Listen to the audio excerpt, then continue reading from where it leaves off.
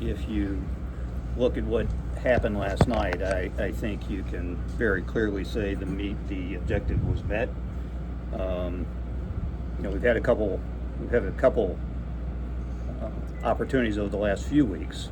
First back in Martinsville with the trucks, and then last night with the Cup Series. So I think we proved we can get races started and maybe earlier than we normally would.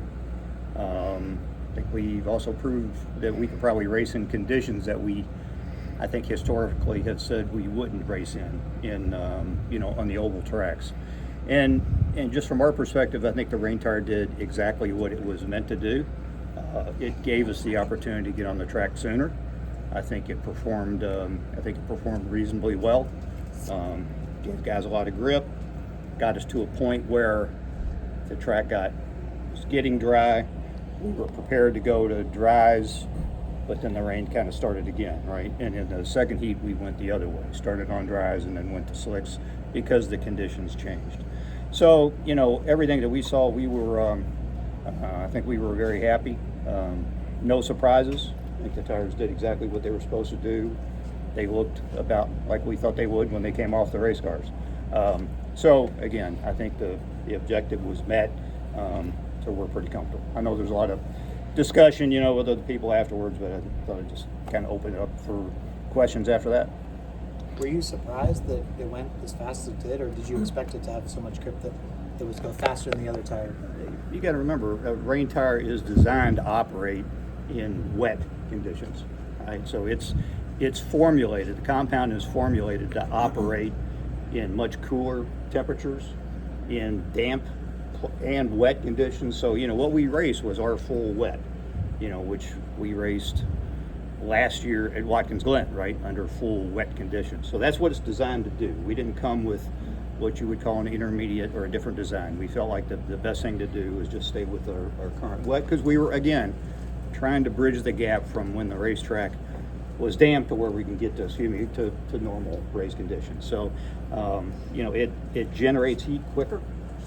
It is softer in general terms. So yeah, it's going to have more grip. There's no question. So it's not surprising that it was as fast as it was. Greg, Denny Hamlin talked about after the race is like, hey, this is great with this tire. It's fall off, but this is almost a starting point for the the slick type of tire than what we as drivers want. And can you take from the fall off, and is it a starting point, and how can what we saw last night start to transfer over to other races in slick tires and at dry conditions? Yeah, good point, Dustin. But I think we've already started that, right? We had a very good discussion with a bunch of the drivers in Talladega, and that was one of the things that that we talked about in that meeting. And I think we confirmed it last night. Our goal has been to provide as much grip as we think possible for individual racetracks, right? And then let the teams and let the drivers manage that, right? Sometimes we're more conservative, sometimes we're not. I think everybody collectively, now that we have a year and some year and a half under our belt with this vehicle, with next gen car, I think we have figured out that we can probably go further than maybe what we were able to do with the previous generation cars, right? So taking those comments, right, I think Denny's spot on. And we went to Loudon just a few weeks back at the end of April and tested, and that was exactly our goal. And that's exactly what we're taking back to Loudon after that test. We're going significantly softer on both sides. All the drivers at the test felt like it was a big gain, felt like it was definitely in the right direction. So that's what we're going to race. Is it enough?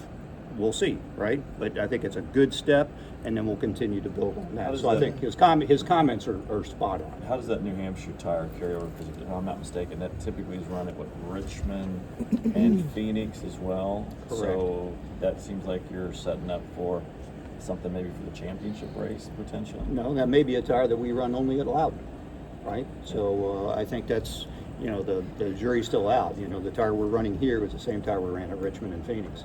So we just felt like Loudon, can require something softer, and so we wanted to go with the new package, the new short track package, and test there. And so that may only be a loud tire. It doesn't necessarily say we're going to do that for, later in the year. Would it be fair if the first heat would have had wet weather tires and the second heat would have had the regular tires, giving more advantage to those in the second heat to get practice on the regular tires in preparation for an all-star race? Thank goodness, I guess Mother Nature took care of that, but would that have been a challenge or unfair, or do you know?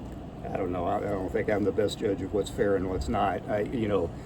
Everybody had the same opportunity in each heat, right? And if they were different, then that's part of racing, I think.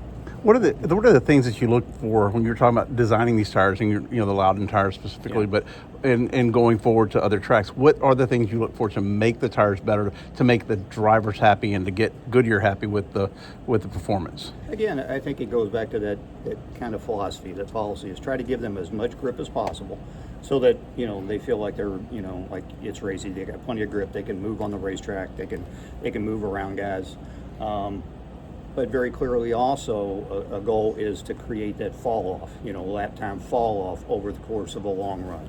Everybody feels like that's important to the quality of racing, right? And we see it, and I think we'll see it tonight, right? Because, this surface is very worn out. We saw it last week at Darlington. We see it at Homestead. We saw it at the Old Atlanta. When a surface is worn like that, it's a natural thing for tires to fall off, right? And tire management is key at those kinds of racetracks. And I think that's the kind of thing that the guys would like to see. I think the teams would like to see at most every racetrack. So that's really our goal. Try to generate as much of that, I'll say, organically as we can. We don't want to generate it falsely. We don't want tires, falling off because they're blistering, because they're generating too much heat or something like that. We want it to be kind of an organic process. So that's that's our goal, is provide a good level of grip, and at the same time hopefully we can generate tire wear and fall off to create that quality of racing. How long would you want those rain tires to last? Like yesterday, it was probably about 33 laps was a good number. yeah. I mean, so I guess the question is, like, if you got in a race where it's like damp all day, would there be enough rain tires to run? Not here, but like, let's say you go to New Hampshire. Could you run a full 300 lap race? Would you have enough rain tires to do it, or is that not the design? That's not the goal. Okay. The goal is to get us to a point where, it looked like we're trying to finish up drying on the racetrack. We can get to that point and then go racing on dries. It's so dependent on the conditions, how much rain is there, how much dampness is on the racetrack. There's a lot of factors that would come into play to say how many laps could you go. Right? What are you running at Gateway? Pardon? Do you know what you're running at Gateway? Same tire that we're running here, Richmond, So and same tire that we ran last year. And my question, just an overall big picture question, as NASCAR goes methodically through these changes, and some of the teams are saying it's not coming quick enough, do you kind of have to go in step with them and kind of, solidify your partnership to make sure we're putting the best rubber on the cars that we can to keep up with the changes NASCAR is introducing? I think we always do that. I think our partnership, your relationship with NASCAR is probably as good as it's ever been. I think the relationship within the industry is probably as good as it's ever been. I think there's a lot of open communication. Us being part of that, discussion in Talladega, I think is a good example of that, right? So we can hear directly from those guys. So I think it's up to all of us to kind of try to move the ball, wherever we can. So the only way we're going to do that is working together. So we stay on top of it. How do you see the product on the racetrack right now? I think overall it's good, right? I mean, there's hills and valleys, but overall I think the industry's done a very good job with this car.